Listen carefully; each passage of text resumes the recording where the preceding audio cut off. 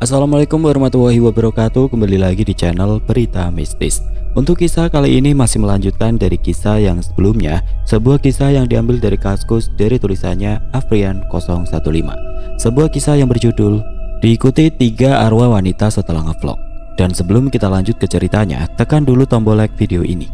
Dan jangan lupa tekan juga tombol subscribe channel ini dan nyalakan juga lonceng notifikasinya agar tidak ketinggalan cerita-cerita lainnya dari channel ini. Dan buat teman-teman yang pengen membaca langsung ceritanya, nanti silahkan saja kunjungi linknya yang nanti akan saya sertakan di kolom deskripsi. Dan seperti apa untuk lanjutan dari kisah ini, langsung saja kita masuk ke ceritanya.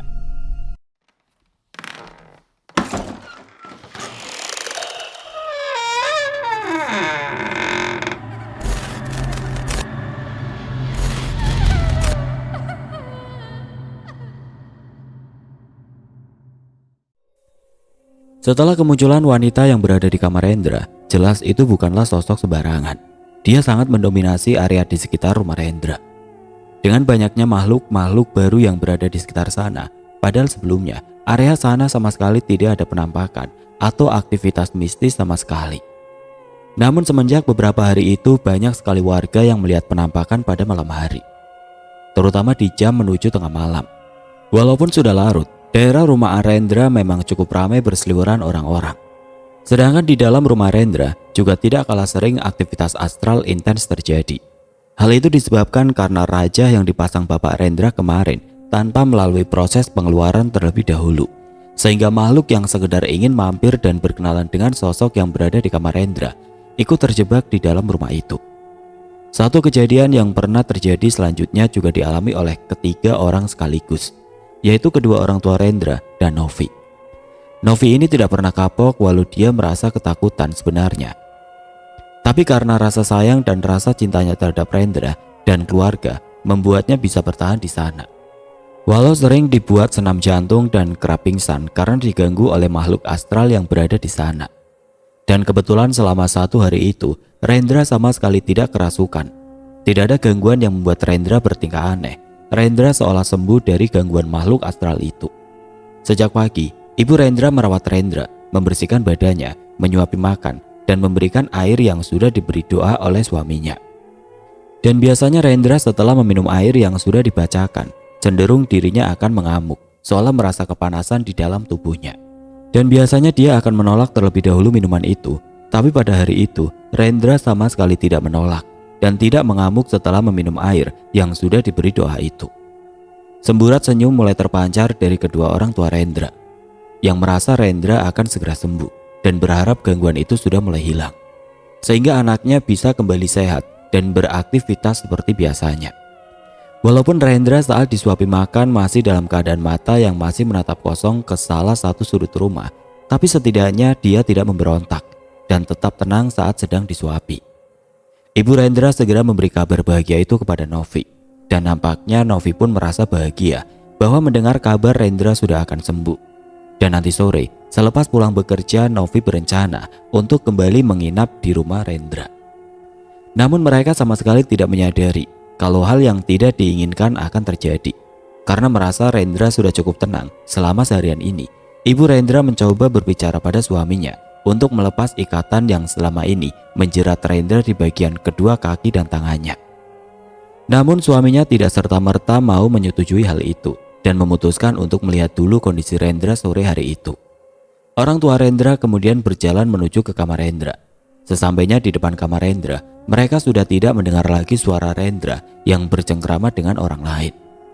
Walau sebenarnya itu adalah suara dari makhluk astral yang sedang mengobrol dengan Rendra. Ayah Rendra pun memasuki kamar Rendra. Sama sekali tidak ada yang aneh. Ibu Rendra kemudian menutup gorden yang berada di dalam kamar Rendra karena sore akan berganti malam. Ayah Rendra kemudian melihat kondisi Rendra di atas tempat tidur yang sedang berdiam diri di sana sambil menatap langit-langit dengan tatapan kosong. Rasa haru muncul pada hati ayah Rendra. Dia tidak tega sebenarnya saat kemarin mengikat anaknya seperti itu. Hingga kini yang dia lihat adalah seorang anak laki-laki yang dulu ia besarkan, berbadan sehat bugar, kini terlihat hanya seperti tulang yang dibungkus oleh kulit. Rasa haru tidak bisa dibendung lagi. Air mata mulai menetes dan membasahi pipinya. "Kasihan sekali kamu, Nak. Apakah kamu sudah benar-benar sembuh?" tanya ayah Rendra yang tidak bisa menahan tangisnya, bertanya pada Rendra. Rendra hanya bisa berdiam diri tanpa mengatakan apapun dan terus memandang ke langit-langit dengan tatapan kosong. "Biar Bapak lepaskan ikatanmu. Kamu jangan berontak lagi ya. Bapak bakal bantu kamu kalau makhluk itu datang lagi dan gangguin kamu," ucap ayah Rendra sembari dia mulai melepaskan ikatan pada Rendra. Istrinya melihat dari belakangnya dan membantu melepaskan satu ikatan yang berada di kaki Rendra. Dan setelah terlepas ikatan Rendra, ibu Rendra kemudian duduk di sebelah anaknya sambil memijat tangan Rendra dengan penuh kasih sayang. Ibu mana yang kuat melihat anaknya beberapa hari diikat seperti dipasung sehingga membatasi pergerakan anaknya itu. Saat dipijat oleh ibunya, Rendra sempat melirik ke arah ibunya, lalu kembali menatap langit-langit dan air mata mengalir di ujung matanya. Seolah Rendra merasa tersiksa oleh keadaan seperti itu. Namun dirinya tidak bisa melawan sama sekali. Saat sedang dipijati oleh ibunya dan ayahnya sedang membacakan doa di sekitar kamar Rendra, Rendra kemudian mengeluarkan suara seolah ingin mengatakan sesuatu. Dan saat itu bertepatan dengan Novi yang datang di kamar Rendra. Dan jam sudah menunjukkan pukul 6 sore, di mana waktu maghrib sudah tiba. Suara azan sudah mulai berkumandang di seluruh penjuru. Dengan suara lemas dan serak, Rendra seolah ingin berbicara. "Apa nak? Kamu mau apa? Makan atau mau minum?" tanya ibunya merespon. "Mungkin Rendra haus, Bu. Coba kasih minum," ucap ayahnya sambil memberikan gelas berisi air putih kepada istrinya. Kemudian ibu Rendra menyuapkan air dengan sendok ke dalam mulut Rendra. Dan air itu kemudian ditelannya dengan cepat. Beberapa suapan air dijulurkan oleh ibunya ke dalam mulutnya. Tegukan demi tegukan ditelan oleh Rendra. Hingga akhirnya Rendra memberi isyarat untuk berhenti. "Bu, Novi disuruh pergi dulu saja dari sini." Suara lemas Rendra berkata pada ibunya, meminta Novi untuk pulang dulu. "Loh, kenapa nak? Dia ingin membantu merawat. Dia sudah beberapa hari ini selalu nungguin kamu loh, Ren," tanya heran ibunya. "Aku mohon, Bu, aku tidak mau dia kenapa-napa. Tolong Novi disuruh pulang dulu." Masih dengan suara lemas Rendra memohon dan kali ini air mata benar-benar keluar deras dari matanya. "Kenapa Ren? Apa aku ada salah sama kamu? Aku gak mau pulang. Aku mau jagain kamu sampai kamu sehat bugar seperti dulu lagi."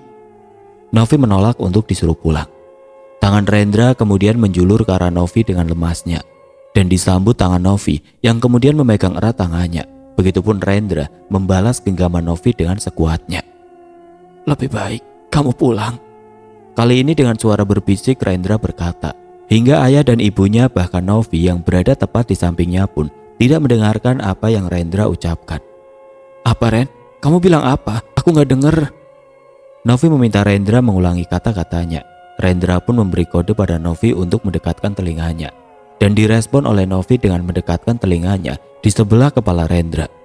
Dan hal tidak terduga terjadi. Rendra kembali mengulang kata-katanya kembali. Namun, "Lebih baik kamu pulang." Rendra menghentikan perkataan sekejap, lalu kemudian melanjutkannya lagi. Namun hal ini yang membuat orang tuanya dan Novi kaget dengan yang dilakukan Rendra dan gerak-geriknya. "Karena sampai kapanpun, Rendra akan tetap menjadi kekasihku." Rendra melanjutkan perkataannya namun dengan suara yang cukup kuat dan berubah suara menjadi seperti suara perempuan lagi. Hal itu membuat Novi terkejut dan segera melepaskan tangan Rendra. Ternyata dia kembali kerasukan. Tubuh Rendra saat itu langsung seperti terangkat ke atas dan melayang dengan kaki berada di bawah. Wajah menakutkan kembali dia tampakkan. Mata melotot dengan bola mata berwarna putih semua. Dia tunjukkan pada orang yang berada di kamarnya. Suara jeritan wanita dari lantai 1 terdengar bersamaan. Suasana panik terjadi saat Rendra kembali kerasukan. Sebuah kesalahan karena melepas ikatan Rendra saat itu. Setelah itu dengan cepat Rendra melayang rendah dan keluar dari kamarnya. Dan seketika itu juga lampu rumah mereka kembali padam. Ayah Rendra kemudian melihat dan membuka jendela. Melihat sekitar rumah, ternyata yang mati listrik hanyalah rumah mereka saja. Rumah para tetangganya masih menyala dengan terang. Suara ribut di lantai atas terdengar setelah Rendra melesat melayang keluar kamar dan sudah dipastikan Rendra turun ke lantai 1. Namun mereka tidak akan bisa keluar rumah ini karena sudah diberi pagar gaib oleh ayah Rendra.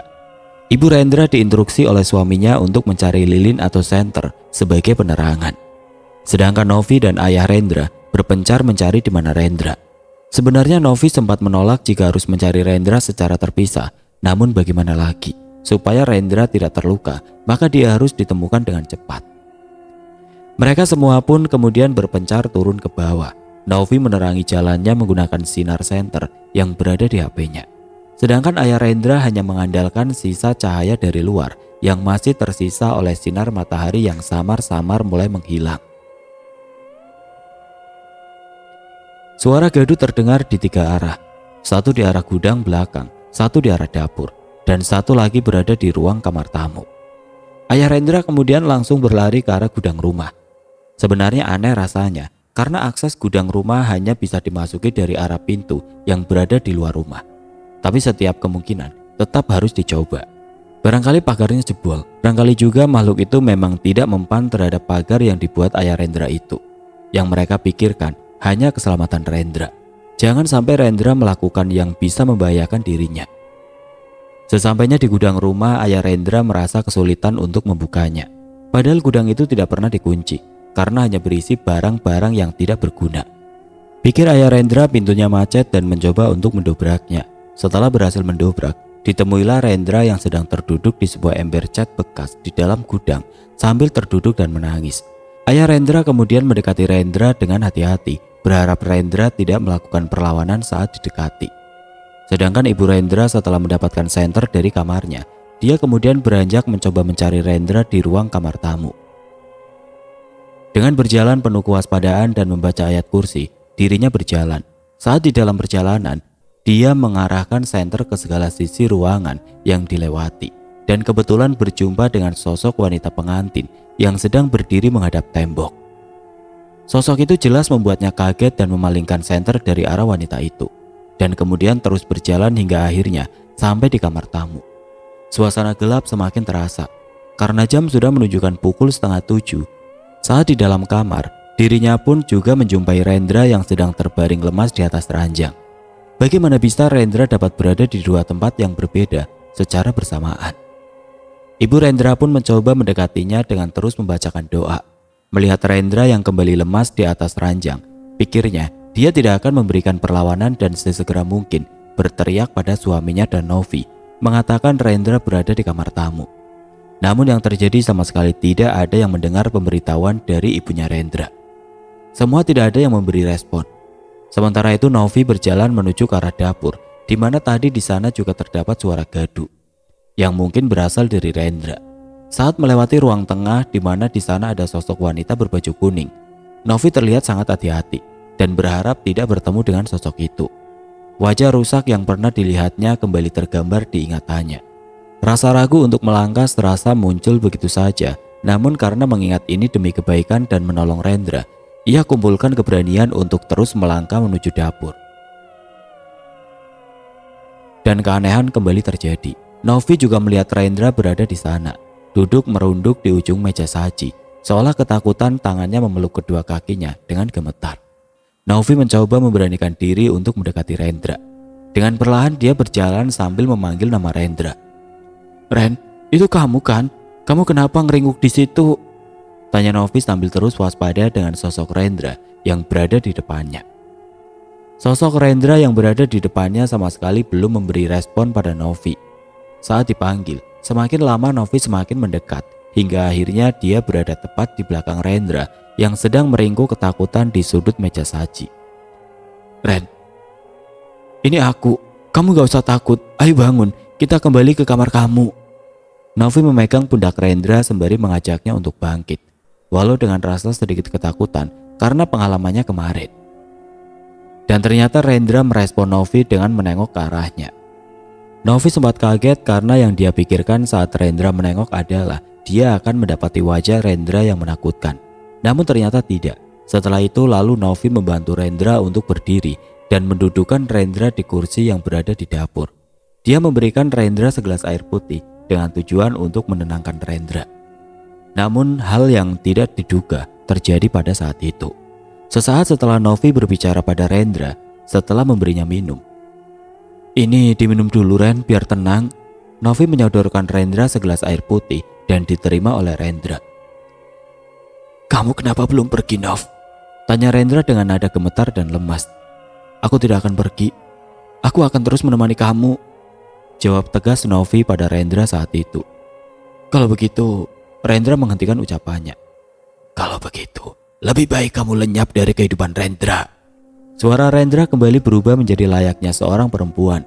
Sebuah gelas yang diberikan Novi tadi kemudian dihantamkan pada kepala Novi sehingga memberi luka pada pelipis Novi. Novi yang terkejut sontak langsung mundur dari arah Rendra berada dan berusaha menjauh. Rendra yang kembali kerasukan kemudian bangkit dari posisi duduknya. Memandang Novi dengan penuh amarah, kemudian diraihnya pisau yang kebetulan berada di atas meja saji.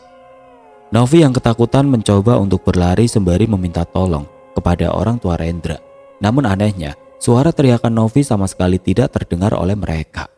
Pisau tajam yang digenggam Rendra diarahkan ke arah punggung Novi bagian belakang saat Novi hendak kabur dan berhasil menembus punggung Novi sehingga dia berteriak dengan keras karena kesakitan. Bertepatan dengan itu, sosok Rendra yang berada di gudang tiba-tiba berteriak dan menoleh ke arah ayah Rendra, lalu kemudian menghilang begitu saja.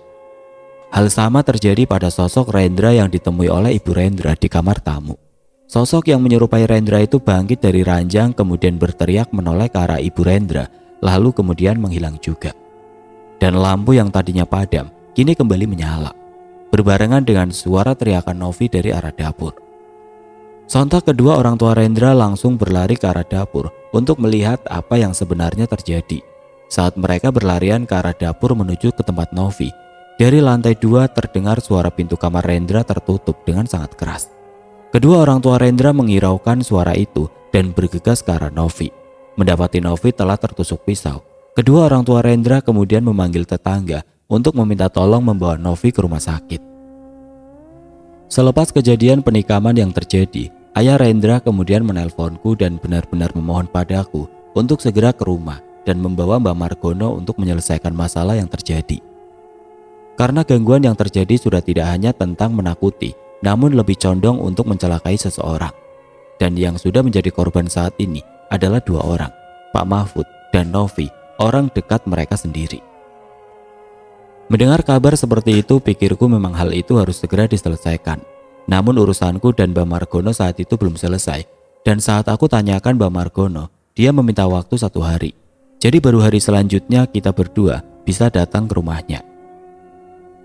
Singkat cerita, pada hari di mana aku bersama Mbak Margono datang ke rumah Rendra, tatapan Mbak Margono saat berada di depan rumah Rendra terlihat begitu serius.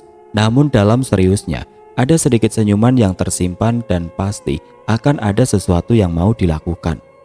Tahu sendirilah, Mbak Margono ini merupakan orang yang suka mengoleksi cincin semacam ini. Tapi kita lihat, apakah benar apa yang aku pikirkan? Sepertinya tidak hanya ada satu sosok di dalam, Yan. Ada 3 sosok, tapi yang sangat mendominasi hanya satu sosok.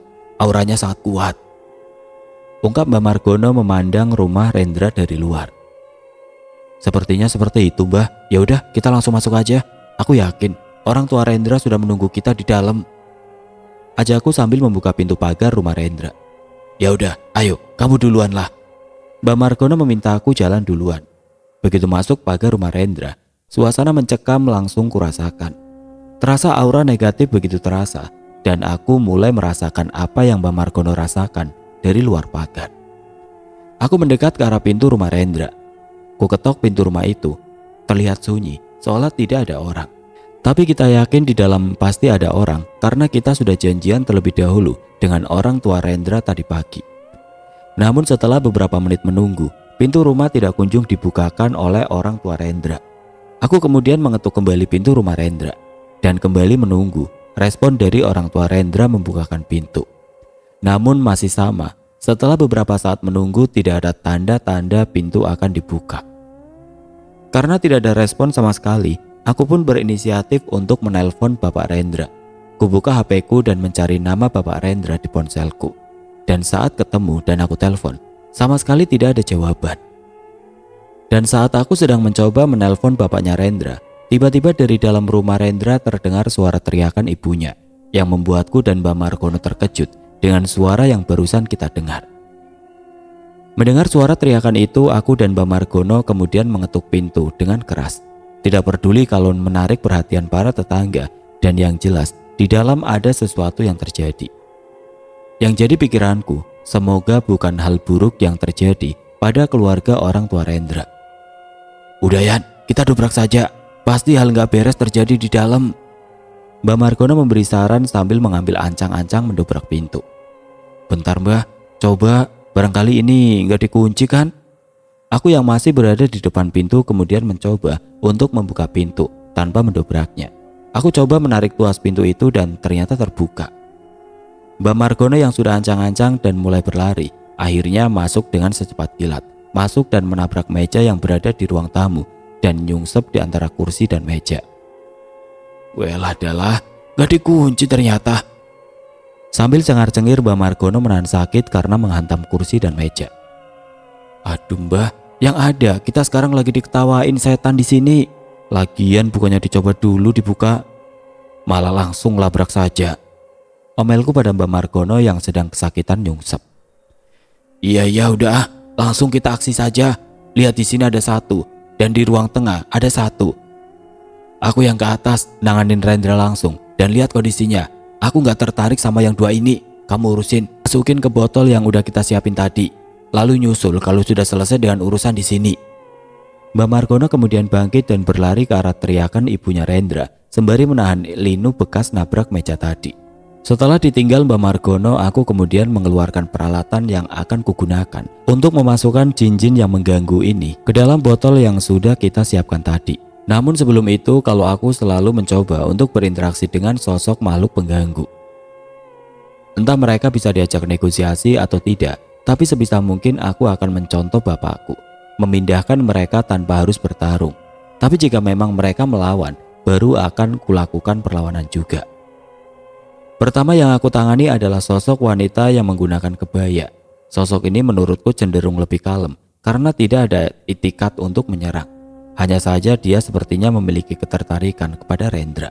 Dia sepertinya suka pada Rendra saat Rendra dalam perjalanan mencari konten di sekitar wilayah sosok wanita ini. Makanya dia mengikuti Rendra hingga sampai ke rumahnya. Aku mengambil posisi duduk bersila sembari memfokuskan pikiranku untuk mencoba berkomunikasi dengan sosok wanita yang menggunakan kebaya ini. Dalam pandangan mata biasa memang dia adalah sosok yang mengerikan tanpa ada wajah di kepalanya. Namun saat aku melakukan pendekatan dengan melakukan rapalan-rapalan khusus, terlihatlah sosok sesungguhnya dia. Wangi kantil darinya begitu tercium sangat kuat. Wajah ayunya benar-benar membuat siapapun yang bisa melihat pasti akan tertarik padanya. Sosok wanita berparas Jawa dengan kulit putih dan berdandan layaknya seorang putri, duduk di lantai dengan anggunnya menatap ke arahku. Dan sepertinya memang dia ingin berkomunikasi denganku.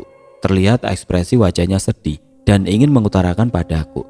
Namun memang harus diakui, parasnya memang cantik. Andaikan Sinta ikut, dia pasti akan bersikap judes pada sosok wanita ini. Tolong bantu, lepaskan sosok wanita itu. Wanita jahat itu, dia tidak cocok untuk Rendra. Dengan nada sedih sosok wanita itu berkata. Lantas kamu merasa kamu cocok? Tanya aku pada sosok wanita itu. Iya, jelas. Aku lebih cocok dibandingkan wanita jahat itu. Dengan mantap dia menjawab pertanyaanku. Tapi bukankah kalian ini sudah beda alam? Kalian tidak bisa bersatu. Itulah yang dilarang oleh Tuhan. Dan tidak baik untuk Rendra. Ucapku dengan tegas. Tapi aku suka dengan dia. Aku ingin hidup dengannya.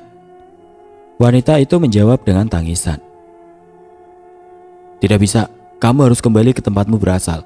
Kamu tahu apa akibatmu berada di sini? Auramu itu membuat makhluk-makhluk di sekitar sini berkumpul. Banyak makhluk lain yang suka denganmu. Dan itu bisa membahayakan Rendra yang tidak tahu apa-apa. Karena kamu, semua makhluk berkumpul dan tidak segan untuk saling berebutan dengan cara apapun. Aku mencoba menyadarkan sosok ini. Dan setelah aku berkata demikian, wanita itu pun kemudian melihat ke sekeliling rumah. Dan didapatilah banyak makhluk-makhluk yang bukan dari daerah sini. Mereka berkumpul karena ingin melihatnya dan merasa tertarik padanya. Tapi aku ingin berada di dekatnya. Dia sosok yang baik. Rendra orang yang sangat peduli pada siapapun. Makamku Dia bersihkan, padahal dia tidak mengetahui itu makam siapa. Dia begitu peduli pada siapapun. Terangnya kenapa tertarik pada Rendra. Lantas kalau begitu, kamu rela Rendra menjadi bulan-bulanan mereka, sosok yang suka padamu, dan rela baku hantam untuk mendapatkanmu. Terus bagaimana nasib Rendra yang tidak tahu apa-apa, dan dia akan menjadi korban? Ucapku terus menyadarkan sosok ini. Wanita itu tertunduk dan hanya terdiam. Kamu tinggal pilih saja. Kamu rela orang yang kamu sukai itu terluka, atau lebih baik kamu yang terluka, tapi suatu saat kamu masih bisa bertemu dengan dia, dan dia masih mau untuk membersihkan makammu. Aku yakin Rendra pasti akan kembali ke sana mencari konten, dan kamu bisa membantunya. Apakah aku harus melepaskannya dan menyimpan rasa ini? Suara lirih dikeluarkan olehnya. Jika aku jadi kamu, aku akan melepasnya. Yang penting dia selamat dan sehat, dan suatu saat akan ketemu lagi. Dan jika tidak, dan tetap kekeh dengan pendirianmu, kamu akan sama saja dengan sosok yang berada di atas itu. Aku memberikan masukan padanya. Tidak, aku berbeda dengannya. Aku tidak ingin Rendra terluka. Aku tidak seperti wanita jahat itu. Kalau begitu lepaskan dia. Biarkan semua kembali normal. Sebagai gantinya, aku akan mengembalikanmu ke tempat asalmu dan ku antar sampai ke sana. Tapi tolong, lepaskan Rendra. Tapi, apa jaminanmu dia akan kembali ke tempatku berasal? Dan apa jaminanmu aku masih bisa melihatnya? Tanya wanita itu. Dia jelas pasti akan kembali ke sana. Dia suka dengan mencari konten-konten horor. Justru kamu bisa mendampinginya saat dia di sana. Dan kamu bisa menghalangi semua gangguan yang akan dia hadapi.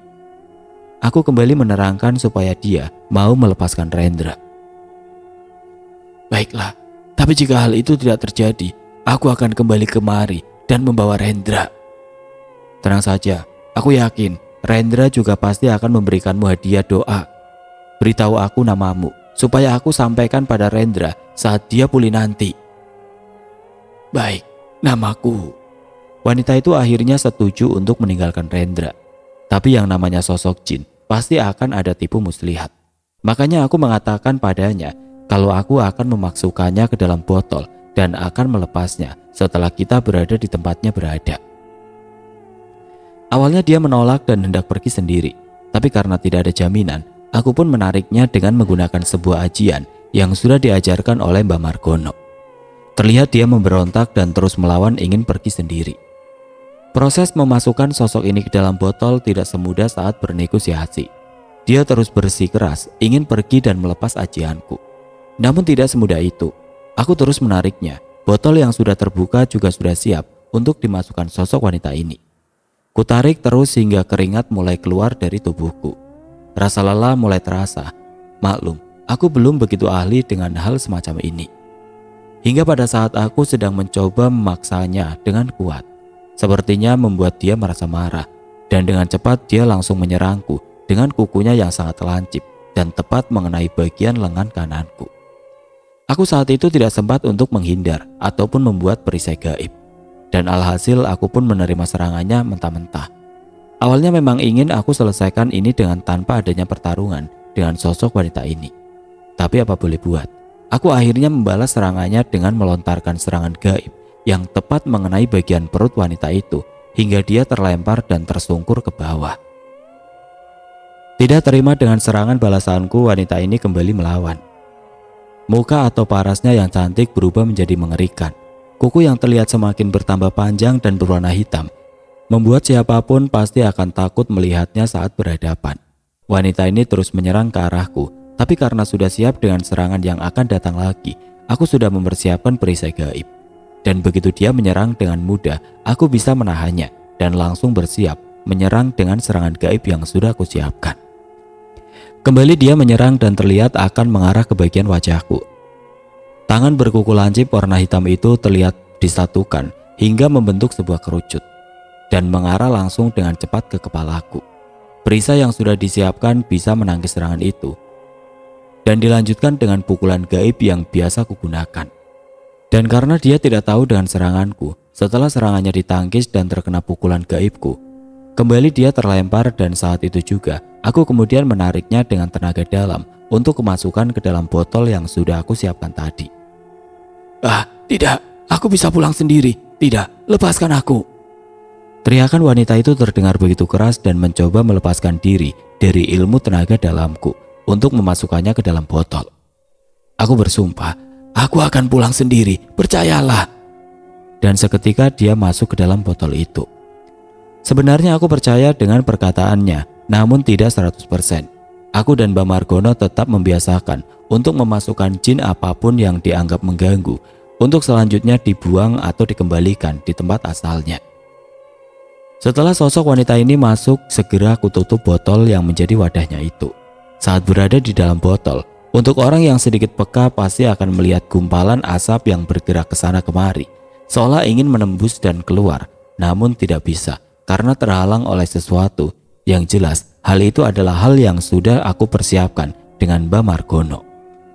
Lega rasanya sudah beres dengan satu sosok yang dianggap sebagai salah satu pengganggu di rumah ini. Namun sialnya karena kecerobohanku tadi, aku jadi menerima satu serangan yang membuatku terluka secara non-fisik di bagian lenganku. Namun masih bisa ditahan untuk mengurusi satu lagi pengganggu yang berada di ruang tengah, di mana sejak tadi sosok itu juga sudah memperhatikanku yang sedang berupaya membawa sosok wanita ini masuk ke botol. "Kamu tidak akan bisa membawaku masuk ke dalam botol itu. Jangan kau samakan aku dengan wanita lemah barusan.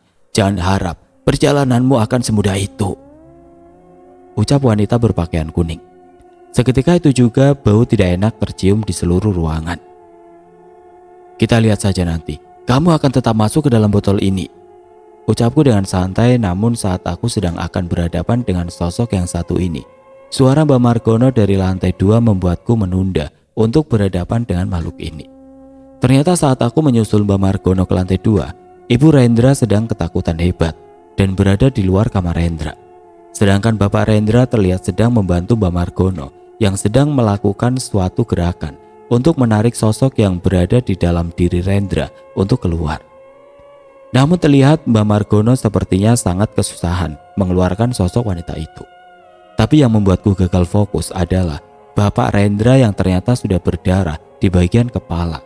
Dan saat aku akan menolong mereka dan berencana membantu, aku melihat sosok lain berada di lantai 2 ini yang sepertinya adalah sosok lelaki yang dulu pernah diceritakan oleh ibunya Rendra kepadaku di telepon. Dan karena auranya juga negatif, aku pun mengejarnya dan berusaha menangkapnya. Namun saat aku mengejarnya ke arah jendela, tiba-tiba Mbak Margono mengatakan, "Sosok itu biarkan saja dulu, dia nggak penting. Ini yang lebih penting, bapaknya Rendra sudah kesusahan dan lelah. Buruan bantu sini." Mbak Margono berkata dengan terus mencoba menarik sosok wanita yang berada di dalam tubuh Rendra.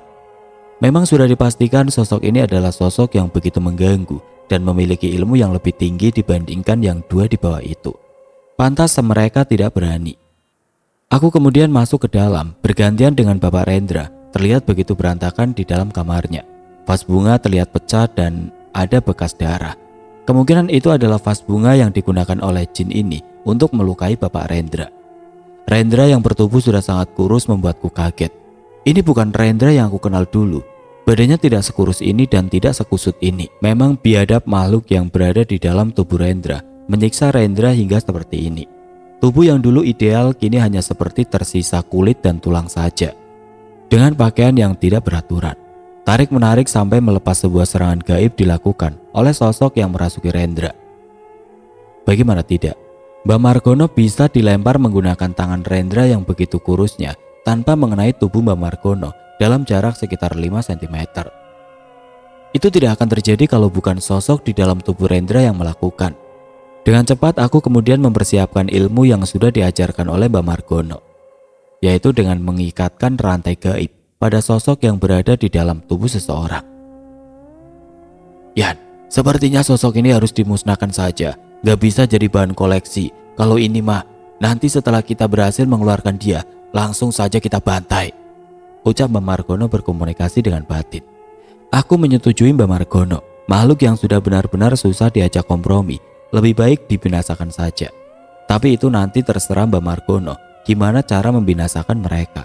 Tapi pasti akan dibinasakan di sini juga. Singkat cerita, proses mengeluarkan sosok yang berada di dalam tubuh Rendra termasuk sangat sulit. Dia berani melawan dan tidak segan melukai. Bahkan tubuh Rendra juga tidak dia pedulikan. Entah karena dia kepepet atau bagaimana. Mbah Margono menarik sosok itu dengan rapalan dan ajian khusus yang biasa dilakukan.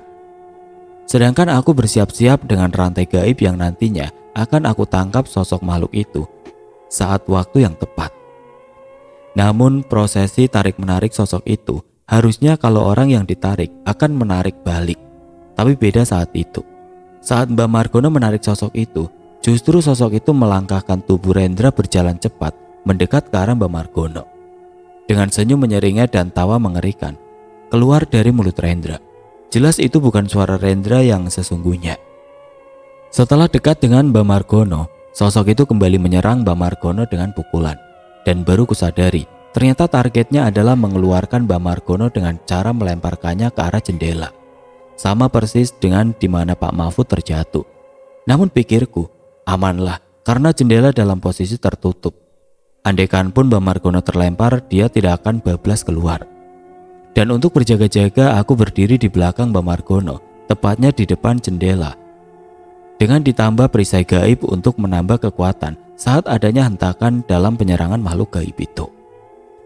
Dan benar saja Mbah Margono saat mendapat serangan dari makhluk itu, dia terlempar ke arahku, di mana aku berdiri di sana dan sudah siap untuk menerima Mbah Margono. Tapi ternyata kekuatan lemparannya itu di luar dugaan. Mbah Margono terlempar sangat cepat dan kuat, melesat ke arahku, yang sudah bersiap dengan tamengku. Tapi karena hentakan yang begitu kuat, akhirnya saat Mbah Margono menabrak diriku, aku pun ikut terpental ke belakang ke arah jendela itu. Suara kaca jendela pecah terdengar begitu keras. Seketika itu juga Ibu Rendra beristighfar karena melihat kita berdua terlempar akibat serangan anaknya. Bapak Rendra memiliki inisiatif untuk berlari ke arah kita dan ingin membantu. Tapi begitu Bapak Rendra akan melangkah masuk ke dalam kamar, Mbah Margono melarangnya. "Astagfirullah Bapak, itu dibantu!"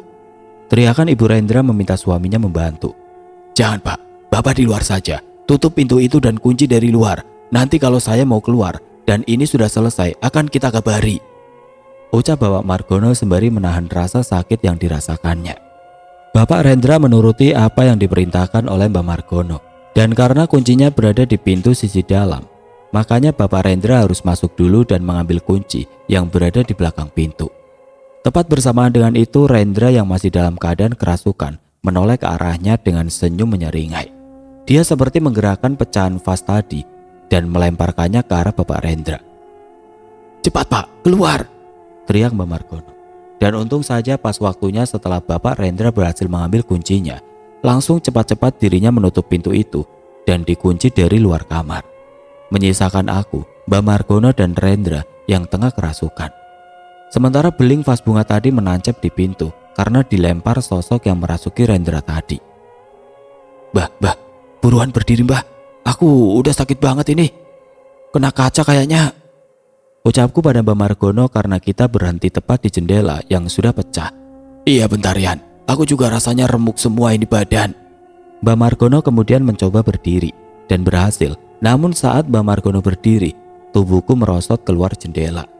Spontan aku mencari pegangan dan kebetulan aku mendapat bagian celana Mbah Margono yang belum begitu kokoh berdiri.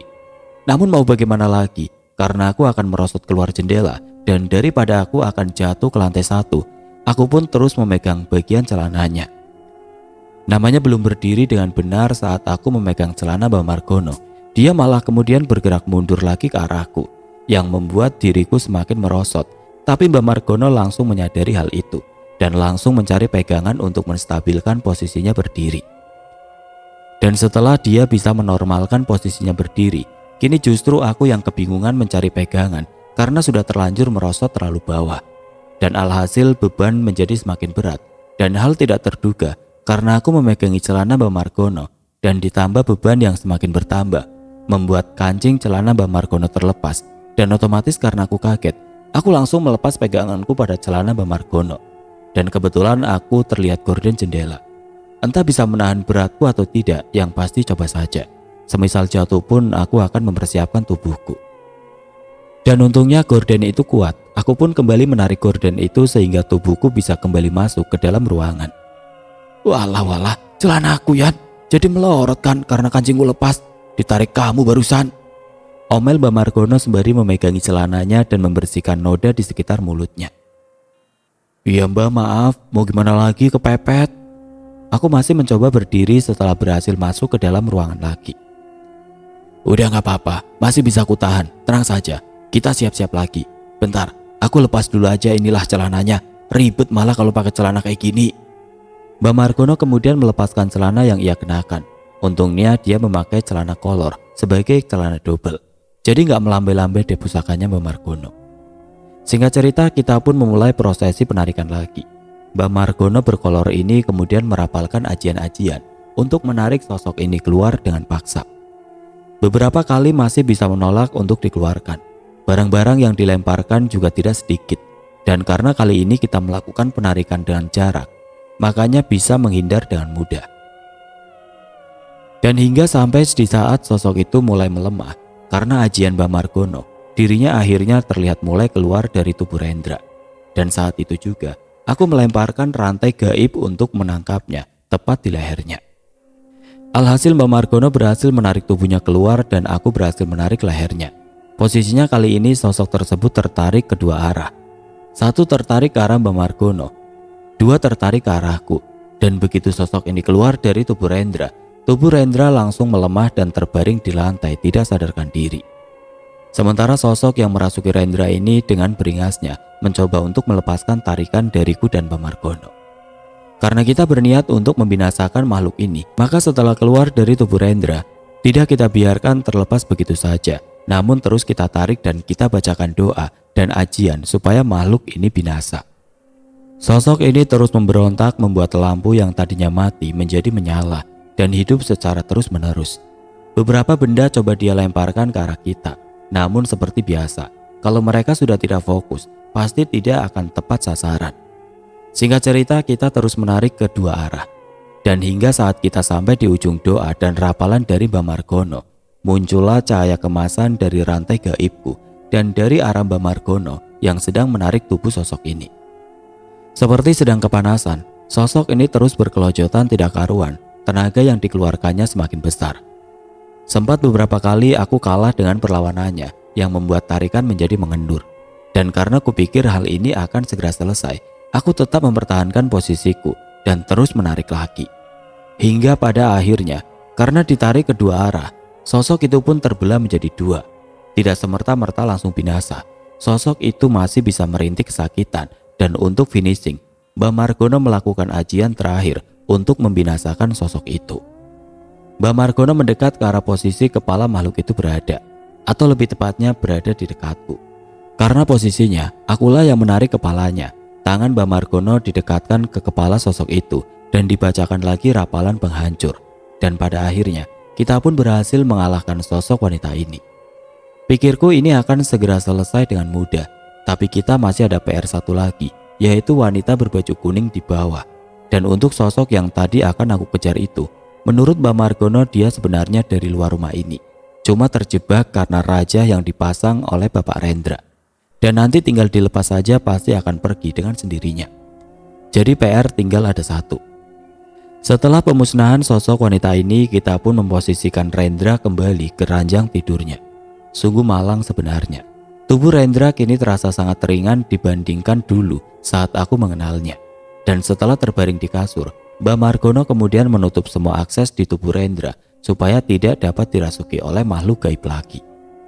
Tubuh Mbak Margono dan aku sudah penuh dengan keringat. Ingin rasanya segera selesai. Setelah urusan di kamar Rendra selesai, kita pun mempersilahkan orang tua Rendra yang berada di luar untuk masuk.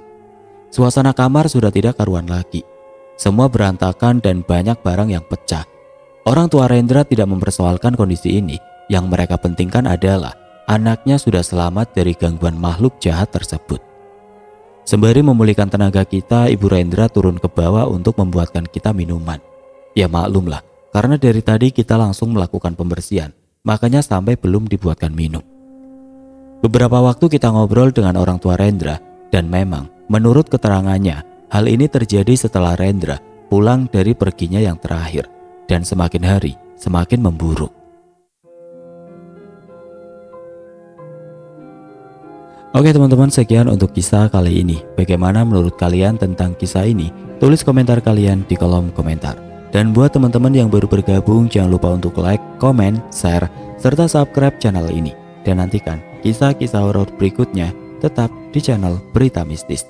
Wassalamualaikum warahmatullahi wabarakatuh.